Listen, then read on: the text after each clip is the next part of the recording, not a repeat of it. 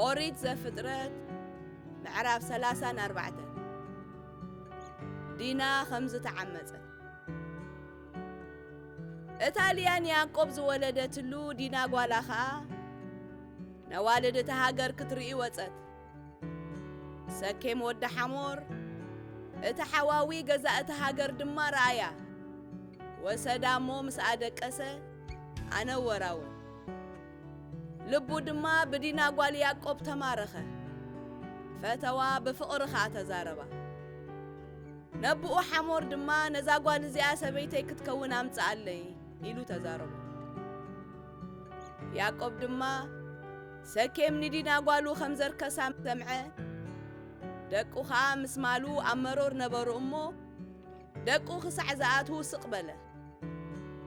ሓሞር ኣቦ ሰኬም ከዓ ምስኡ ክዛረብ ናብ ያዕቆብ ከደ ደቂ ያዕቆብ እዚ ምስ ሰምዑ ካብ መሮር ኣተዉ ሰኬም ምስ ጓል ያዕቆብ ብምድቃሱ ክግበር ዘይግባእ ኣብ እስራኤል ነውሪ ስለ ዝገበረ ጒሖም ኣዝዮም ብሕርቃን ነደዱ ሓሞር ድማ ወደይ ሰኬም ብፍቕሪ ጓልኩም ተማሪኹ እዩ እሞ በጃኹም ሰበይቱ ክትከውን ሃብዎ ምሳና ተዋሰቡ ኣዋልድኩም ሃቡና ንኣኻትኩም እውን ኣዋልድና ውሰዱ ምሳና ንበሩ እነሃዛ ምድሪ እዚኣ ኣብ ቅድሜኹም ኣላ ኣብኣ ተቐመጡ ንገዱ ከምኡ እውን ተረስተይዋ ኢሉ ተዛረቦ ሰኬም ድማ ነቦኣን ነሕዋታን ሓንቲስ ሕራይ ደኣ በሉኒ እምበር ዝበልኩምን ክህቤ ገዝምን ህያብን ከም ድላይኩም ኣብዚሕኩም ኣዝዙኒ ሓንቲስ ነታ ጓል ደኣ ሰበይተይ ክትከውን ሃውን እምበር ዝኣዘዝኩምን ክህቤ በሎም ደቂ ያዕቆብ ከዓ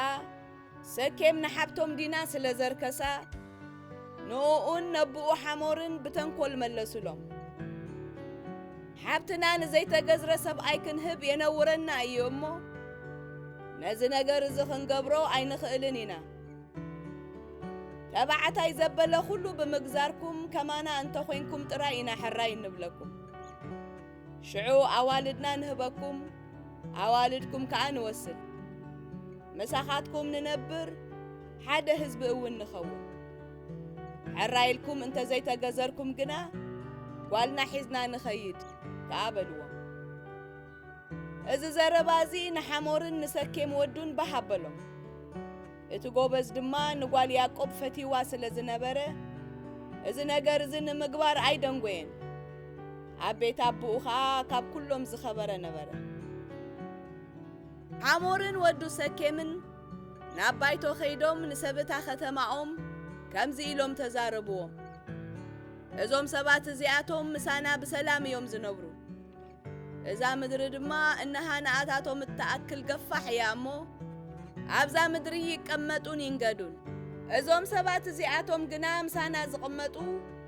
ምሳና ድማ ሓደ ህዝቢ ክኾኑ ሕራይ ዝብሉና ከምቲ ንሳቶም ግዙራት ዝኾኑ ንሕና እውን ኩሉ ተባዕታይና እንተተገዝረ እዩ ማሎምን ገንዘቦምን ኩሉ እንስሳኦምን ከናትና ዶ ኣይኮነን ሓንቲስ ሕራይ ደኣ ንበሎም እምበር ምሳና ክነብሩ እዮም ድማ በልዎም እቶም ኣብ ባይቶ ተኣኪቦም ዝነበሩ ኩላቶም ከዓ ነቲ ሓሞርን ወዱ ሰኬምን ዝበልዎ ሓሳብ ተቐበልዎ ተባዕታይ ዘበለ ኩሉ ድማ ተገዝረ ኣብ ሳልሰይቲ መዓልቲ ከዓ ክቕንዘቡ ከለዉ ክልተ ደቂ ያዕቆብ ስምዖንን ሌዊን ኣሕዋት ዲና ሰሰይፎም ወሲዶም ነታ ከተማ ከይሓሰበት ሓደጋ ወደቕዋ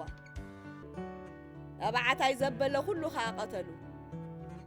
ንሓሞርን ንወዱ ሰኬምን ብስሕለት ሰፍ ቀቲሎም ከዓ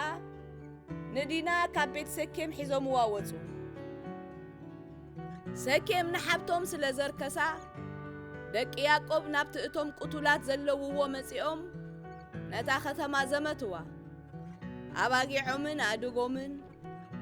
ኣብ ከተማ ዝነበረን ኣብ መሮር ዝነበረን ኩሉ ድማ ወሰዱ ኩሉ ገንዘቦምን ኩሎም ህፃውንቶምን ኣንስቶምን ማረኹ ኣብ ቤት ንዝተረኽበ ኩሉ ድማ ዘመቱ ያዕቆብ ከዓ ንስምዖንን ንሌዊን በዞም ኣብዛ ሃገር ዝነብሩ ከነዓናውያንን ፈረዛውያንን ከምዝ ጽላዕ ብምግባርኩም አጨነቅኩምለይ ንሕና ብቁጽሪ ሒደት ኢና ንሳቶም ተኣኪቦም እንተወግኡና ከዓ ኣነን ቤተይን ክንጠፍእ ኢና በሎም ንሳቶም ከዓ ስለምንታይ ደኣ ንሓብትና ከም ኣመንዝራ ዘቑጽራ